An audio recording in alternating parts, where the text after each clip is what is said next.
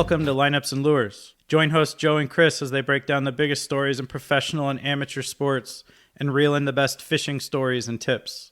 Whether it's game day strategy or the perfect catch, we've got you covered. Grab your gear and get ready. This is Lineups and Lures. All right, NFL free agency is in its first full week and a lot of moving parts still. Let's get to the big drama coming out of Dallas first. So DeMarcus Lawrence shooting some firing shots there as he makes his departure out of Dallas. And Dallas is my home, but not going to win a Super Bowl. Those are fighting words there in Dallas. Those are fighting words, but that guy's going to be on their ring of honor. I mean, he's that good of a player. And, well, he's right. He is right. They definitely missed their window in Dallas. So, he's going to go give it a shot up in the Northwest, and we'll see how that goes. But I think the other interesting tag on that line was the fact that Micah Parsons came out and really only got a 50-50 response to him kind of throwing the old dog under the bus. So I think that shows you how Lawrence is thought of in Big D. And like I said, he'll probably be on the Ring of Honor one day. Yeah, at the same time, though, I think that 50-50 response means that there's about 50% of the players that feel the exact same way. Yeah, I think what you'll find is the 50% of the players that were sticking up for Lawrence are the ones that are also going to be on the Ring of Honor and the guys that actually count. And the other 50% are probably guys that are borderline, let's say, in the league. Yeah. But that's a good pickup for Seattle. That solidifies our defense a little bit. He's coming off a foot injury, but you know how much of that was just being shut down because your team wasn't going to make the playoffs. So I'm excited to kind of see him bring that veteran leadership to our defense. Yeah, no, I mean, Mike McDonald continues to add to the defense, and I mean, it's not a horribly long-term deal. There isn't, an amount of guaranteed money that completely scares you away. There is a little risk with the veteran, 11, 12 years in the league, but even I think his presence on the practice field, in the clubhouse, in the locker room, a guy that's literally been there and done it.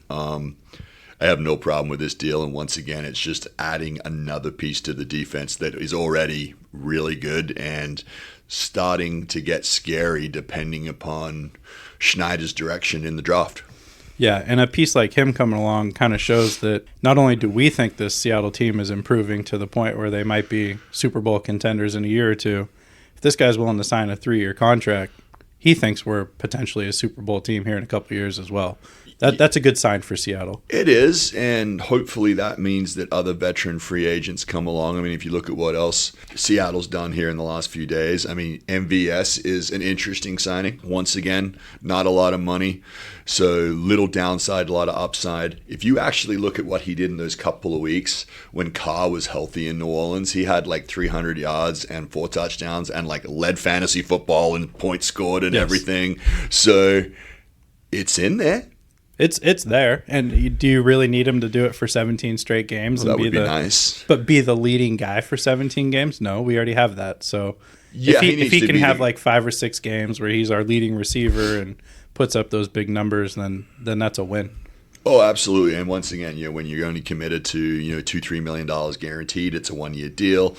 If he makes some money and has a great season, he gets to up his money. So it's one of those everybody-friendly deals and makes sense. All for it. Yeah. So what do you think is going to happen in Pittsburgh? So a lot of reports coming out that Russ isn't very happy with the situation there and not having an extension. Fields is already gone, so that you've lost that guy. I mean, the no-brainer is Aaron Rodgers. I don't know that there's another quarterback out there that's available to bring in, but they just signed Mason Rudolph on a 2-year deal. Russ is now looking at Cleveland and some other teams. So what's going to happen in that quarterback room? Yeah, so there's a number of areas to address there. The first one is you mentioned that Russ is pissed. As he should be. The guy's a freaking Super Bowl MVP. I mean, the guy is good. He did not play bad last year. Not at all. And, so, yeah, he should be pissed. Now, the problem is I think he's done this to himself over the years where he's no longer a favorite in the locker room. I think everybody knows there comes a little PR baggage with Russ. But at the end of the day, he's a good football player. And you know me, I am not Russell Wilson's biggest fan, but I still got to give credit to where it is. And I think he is pissed. I think he should be pissed. I think he's a very good football player. And whoever gets him, probably getting someone on the cheap. Now, the other things that you addressed, Mason Rudolph, that one's easy. He's there to be the backup. Of course. So that one is just we want a guy that's been in the system before. And if we are going to have a veteran quarterback, whether it is Aaron or Russ, they're probably going to miss a week or two somewhere here and there. So can we have a guy that can get us 500 football while our guys are out? So there's the Mason Rudolph answer. I'm not as high as Aaron Rodgers that maybe you are. 2 years ago, absolutely. I just don't know at 41 with the injuries and the setbacks that he's had, is it there? I don't. I mean, the guy's a Hall of Famer, and I've watched him for 20 years, and it's been an absolute pleasure watching him play football. I don't give a shit what he does off the field. Watching him on a football field is truly one of life's pleasures. That said, Father Time wins, and I just don't know if he's got it. But he's going to have a lot of protection. That's a really good offensive line. He's got a lot of weapons. So he's going to get rid of the football quick. He doesn't get hit a lot unless he's getting bum rushed with a bad offensive line, which he did in with the Jets. So he's got an opportunity to have a really good season with that offensive line and everybody else. The question really comes back to is who else is Pittsburgh looking at? Well, there really isn't anybody else left. I mean, other than Russ and Aaron, those are your two true veteran guys that you could say are starters in the NFL. The only thing that I will say is that there could be a trade on the outskirts for somebody that's probably not on anybody's radar. One that comes to, well, I've already mentioned Trevor Lawrence in the Seahawks stakes, and I think Pittsburgh is in a very similar situation. That's a good football team. You put a legit QB in there. They're in the playoffs. After that, we'll see what happens. But yeah. So the other guy that I think is not real happy where he's at, and this is just all speculation. There is no substance. This is all speculation. But is Dak Prescott available? He might be. And that's the kind of things that I think there might be something in the works kind of that nobody's looking at. Dak's been in Dallas for the better part of a decade, and it just hasn't happened.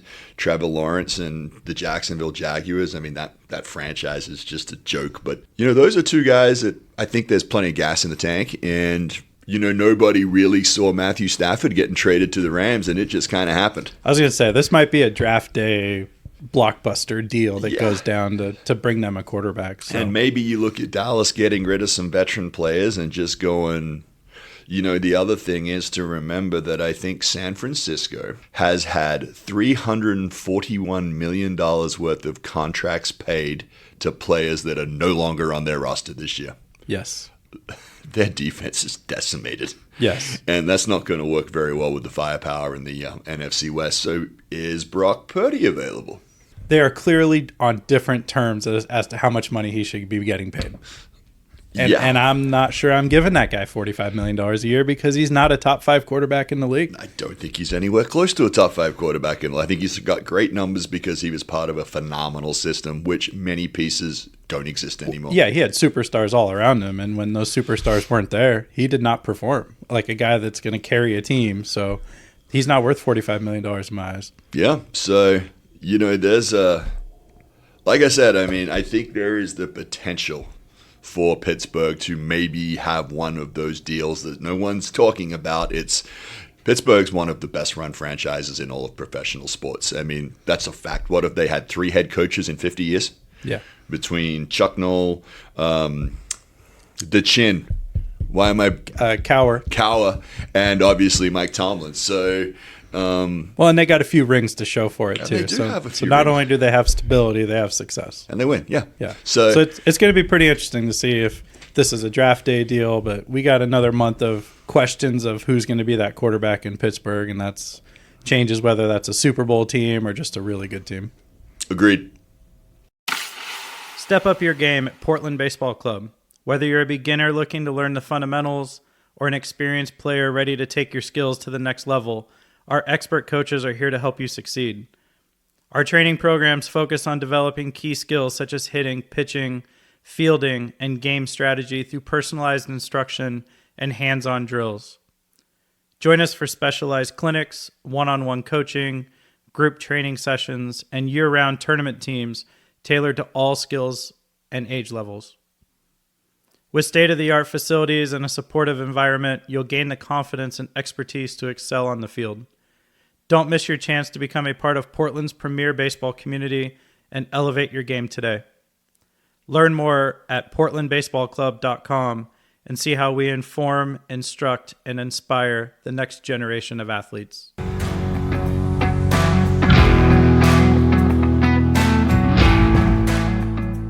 All right, let's get into some baseball. Okay. So big news coming out of New York. Garrett Cole done for the year, Tommy John. Luis Gil done for potentially 2 to 3 months with a lat strain. A team that is expecting to win a Super Bowl this year, or a World Series this year, now missing their top 2 starters. What do you do if you're Brian Cashman? Are you making trades? Are you going young? I got some trade ideas, but what would you do? I think the first deal is wait and see, don't panic. Baseball is a long season. There's 162 of them.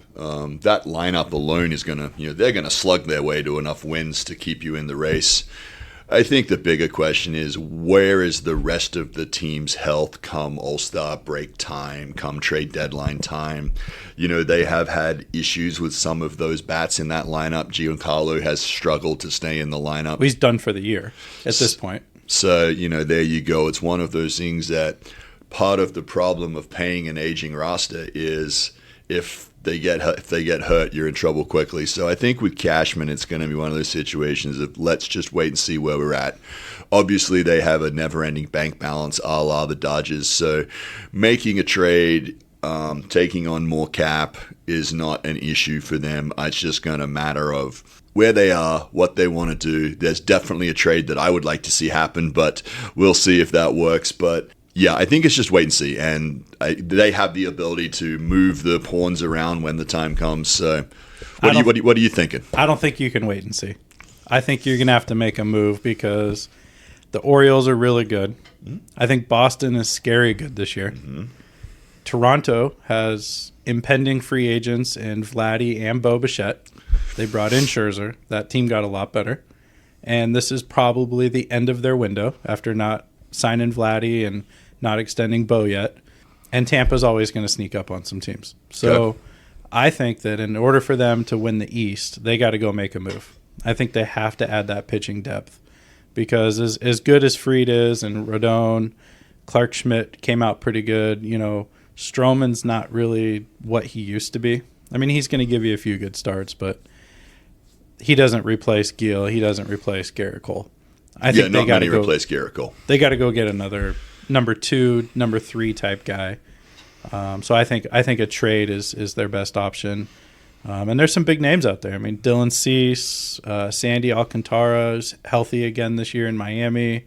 Taijuan Walker's out there. Like there's some good names that they could go get. So you're thinking a middle of the line guy, not a top of the line guy, because there's a couple top of the line guys out there that may be available too. I don't think they're available at this stage of the season. I think they might be by the midseason, by trade deadline, but I think that might be too late for them. I think they need to make sure that they are going into this season running on all cylinders, and missing your top 2 arms is going to make that pretty difficult. So I don't know. There's not a lot of free agents out there, so you're really looking at a trade or just kind of a stopgap guy. But losing Garrett Cole, that's a big blow to a team that expects to win a World Series this year. So maybe we make a trade. I got a great trade offer. Well, I think I know your trade offer. Let's hear it. I mean, if I'm Dipoto, I'm making a phone call and I'm saying I will give you Brian Wu for Spencer Jones, straight up. Oh, I was gonna go. I like the guy coming back. I was sending somebody different. I was sending Castillo. I don't think you get that deal done with Castillo. I think that's more money than they want to take on for such a rookie contract. I think having a guy like Wu that's got more player control, years of control coming. If you're going to give up Spencer Jones, who I think is their number 2 prospect in their organization, I mean, he can swing it. He can hit. I think if you're going to give somebody up like that, you're going to have to get a young pitcher in return. Well, I would start with Castillo. Maybe. I mean, let's start there. There's no reason to give up the ghost right away. I mean, let's just see what we can get. But, I actually disagree with you a little bit because I think you could make the argument if you're New York that absolutely the runway for Wu is longer. The control, money, all of these factors are correct. The factor that I look at, though, is New York is we need to win now. Luis Castillo walks in that clubhouse, can take on the ace role immediately, which is exactly what he was done to bring up that young pitching staff in Seattle. He is a guy that is not scared of the moment. He is not scared to get up there in Game 6 of the playoffs and go and throw his tail off. If I'm New York and I have the budget that New York does, we got to think New York mindset here. They don't care about next season. We'll figure out next season and the money next year. We got it. Don't matter. If I was the GM literally in New York where I want to win now and I've got Judge and I've got other guys to take care of and, I'm in a town like New York that expects to win, Wu has had some injury issues. He has not been there 100% of the time. Now, I hope that isn't a long-term problem for Seattle, but Castillo has flat pitched his ass off in Seattle. He's been at the top of the lineup, and that's what I would do if I was New York and looking to win now. I'd take him. Yeah, I think Castillo would have been the move had they not signed Max Fried to a $150 million contract or whatever they signed him to. I think they kind of blew their load on him, and if they hadn't made that deal, I think they'd be willing to take on a $30 million a year guy. But I'm not sure especially with Stanton's dead money essentially this year, if he's not able to come back from this elbows injury, I don't know if they're going to be willing to take on that type of contract, which is why I see them being tied more to the Dylan Cease and the Sandy Alcantaras, the guys that are at that next tier. And that's why I think more of that Wu type deal, or even an Emerson Hancock, makes more sense if you're Seattle. Now, no, it makes more sense if you're in New York. If Seattle, you want to get rid of Castillo's deal and get the rookie back. Of course. But is there any way that Brian Cashman's going to give up a Spencer Jones, a Dominguez, to bring in a pitcher for a year? I don't think so. Those are top prospects, and I think this is just a pipe dream. But I would love to see it as a Seattle fan. I just also think there's maybe Castillo and something in the pipeline, because we are not old Mother Hubbard. We got plenty in the cupboard coming down the pipe too. So if I'm Cashman, and depending on what I'm thinking, if I'm going all in for a run this year, maybe putting a couple of 20, 21-year-olds in the farm system is not the worst deal, because if I got to retool, that means in 2-3 years I got some guys that are ready. So once again, great topic of conversation, multiple ways to get to the end result here, and let's see what happens. Yeah, so real quick, since we're talking about the Yankees, we haven't really talked about this yet. So they got rid of their facial hair policy. What do you think? Long time coming, or should they have kept it? This is something that you could debate probably till the sun comes up and goes down again and comes back up again. Look, that's a storied franchise that's always, it's got some quirks. And there's something to me a little bit about tradition that I kind of like. I kind of like it. I agree. Obviously they made the exception with the mustache for David Wells back in the day. And Don Mattingly. So apparently the policy doesn't apply if you're good enough. I don't know. I'm torn. I can see them maybe having to get on board with 2025, and that's just the way things roll. But in a way, you could almost turn around and go, "We're the New York freaking Yankees, man!" So there you go. True. I wish they would have kept it, and maybe the well groomed piece is there. Obviously you said no Duck Dynasty beards, so I get that part, but.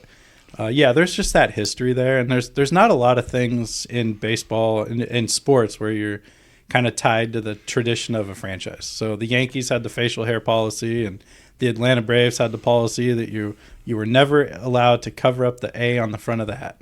So if you wore sunglasses, you couldn't cover the A. I just think those are... Oh, I never knew that. I think those are kind of cool. So the guys couldn't put the sunglasses on the brim of the hat? No sunglasses on the front of your hat because you can't cover the logo. Okay. I'm okay with that. Little things like that I think make the game kind of special and makes those teams just a little bit different. But I also understand in today's age when you go out and make a trade for a Devin Williams type guy and he goes, "Hey, man, I'd really like to keep my beard."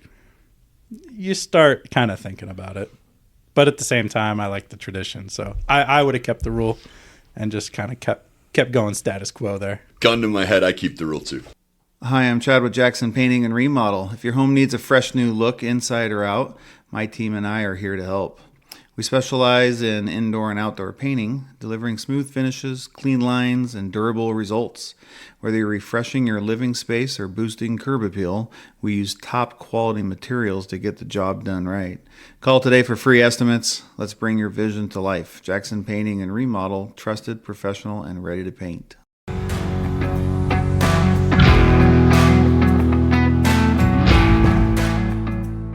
All right. Portland came out with a new stadium rendering and trying to garner support from the state. Looks like the MLB to PDX train keeps chugging along. Tampa came out this week and talked about not being able to move forward with the new stadium plans, the financing of the roof repairs after the hurricane, all this kind of stuff. Nashville came out with their new logo set. So they came out with hats and shirts for their team and their name. Where do you think Portland stands right now in the MLB to PDX race?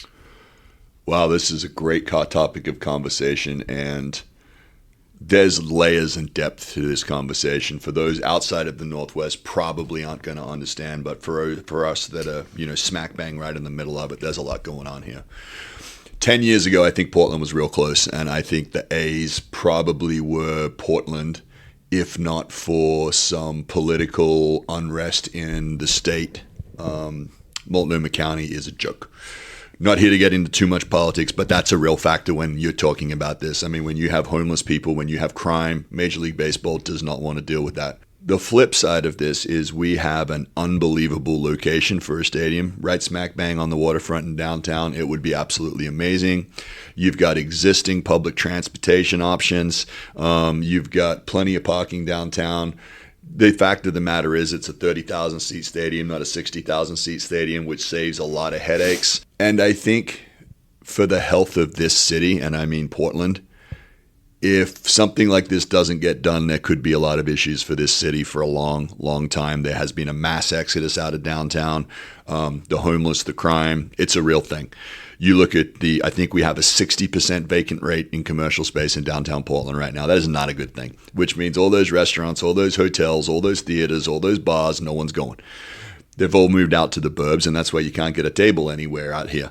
So the reality is it's going to take a massive movement from both the mayor of Portland and the governor of Oregon to bring Major League Baseball to Portland. They're going to have to make some promises to Major League Baseball. Again, guess what? They're going to have to use some taxpayer funds to fund this and get it off the ground. But if they don't see the long term here, that this could literally save the city. You would have the Blazers playing all winter. You got the baseball team all summer. You now have a venue where some major rock and pop artists who no longer come to Portland because we do not have a venue to support them. I mean, I'm no Swiftie, but Taylor Swift ain't coming to Portland. She wants 65,000 people in the stands. We don't got a place to do it. You got to go up to Seattle. You got to go down to San Francisco. You got a baseball stadium where you can get 60,000 people laid out by having people on the outfield and everything. All of this is good for the city. It generates revenue. It generates deals. So my long-term deal is I hope to hell that our government is working with MLB to PDX, is working with the commissioner of Major League Baseball and going, what's it going to take, how big a check we need to write, and what's the time frame, and we're going to make this happen. So there's my rant. Wow, a lot of unpack there. I'll stick to the baseball side. With Oakland moving to Vegas, Yep. I think it's a natural to bring another team to the West Coast. Mm-hmm. I think having that Portland-Seattle rivalry that we lost in basketball would be really good to have in the baseball world. Mm-hmm. We don't have a football team, so and not getting one anytime It's soon. just the Blazers, and if you want to call the Timbers professional, go ahead, but that's not a real sport. You got Tampa. They're going to lose their team. They're going to move.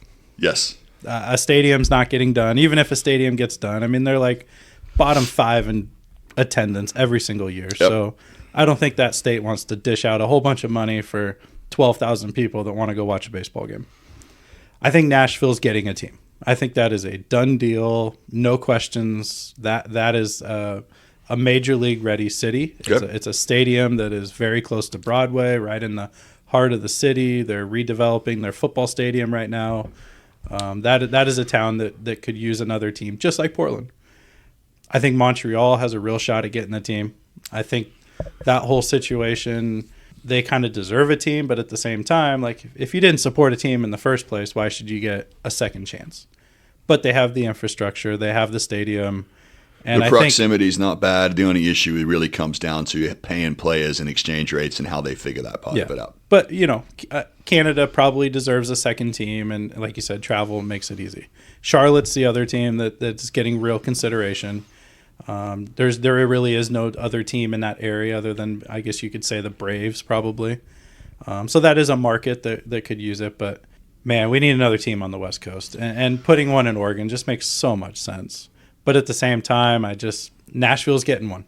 I think that's done. But that doesn't hurt us because it's kind of one East, one West type deal. So that doesn't really hurt us. So think about it this way. It's probably between us and Montreal.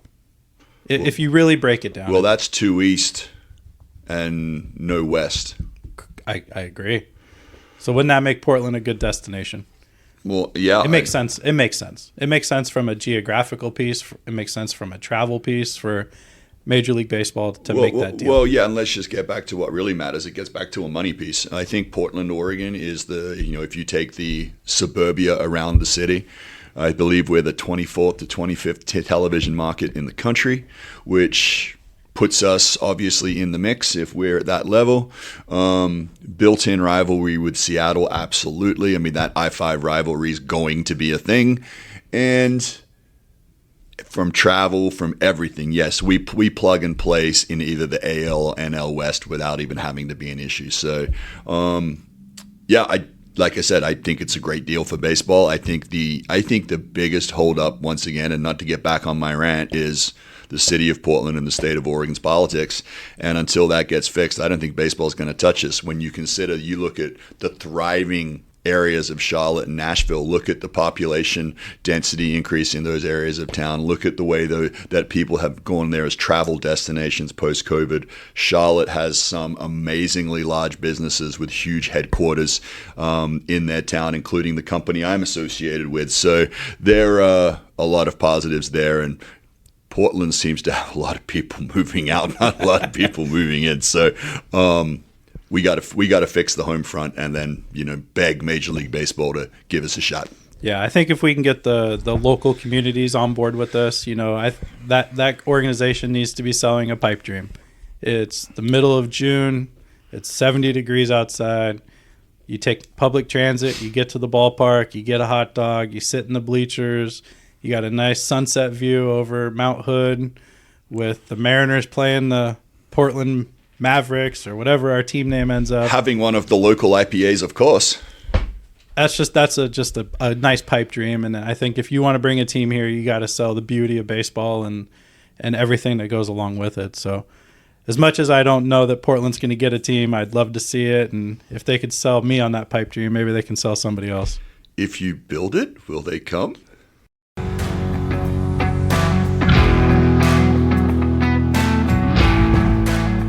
Enjoyed Lineups and Lures? Like, share, and rate the show to help us grow. Don't forget to subscribe so you never miss an episode. Thanks for listening, and catch you next time on Lineups and Lures.